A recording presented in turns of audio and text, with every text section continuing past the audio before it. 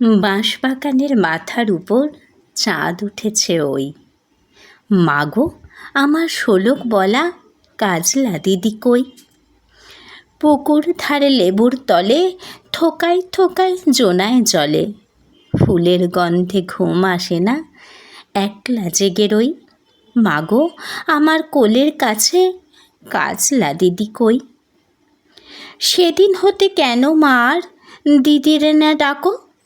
দিদির কথায় আঁচল দিয়ে মুখটি কেন ঢাকো? খাবার খেতে আসি যখন দিদি বলে ডাকি তখন, ও ঘর থেকে কেন মার দিদি আসে না কো? আমি ডাকি তুমি কেন মা চুপটি করে থাকো? বল মা দিদি কোথায় গেছে, আসবে আবার কবে? কাল যে আমার নতুন ঘরে পুতুল বিয়ে হবে, দিদির মতো ফাঁকি দিয়ে আমিও যদি লুকাই গিয়ে, তুমি তখন একলা ঘরে কেমন করে রবে? দিদিও নাই আমিও নাই, কেমন মজা হবে?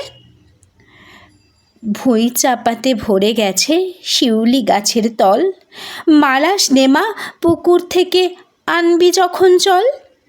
ডালিম গাছের ডালের ফাঁকে বুলবুলিটা লুকিয়ে থাকে, উড়িয়ে তুমি দিও না মা ছিঁড়তে গিয়ে ফল। দিদি যখন শুনবে এসে বলবি কি মা বল? বাঁশবাগানের মাথার উপর চাঁদ উঠেছে ওই, এমন সময় মাগো আমার কাজলা দিদি কই? লেবুর তলে পুকুর পাড়ে ঝিঝি ডাকে ঝোপে ছাড়ে, ফুলের গন্ধে ঘুম আসে না, তাই তো জেগে রই। রাত্রি হলো মাগো আমার কাজলা দিদি কই? নমস্কার। কবি যতীন্দ্রমোহন বাগচির কবিতা কাজলা দিদি।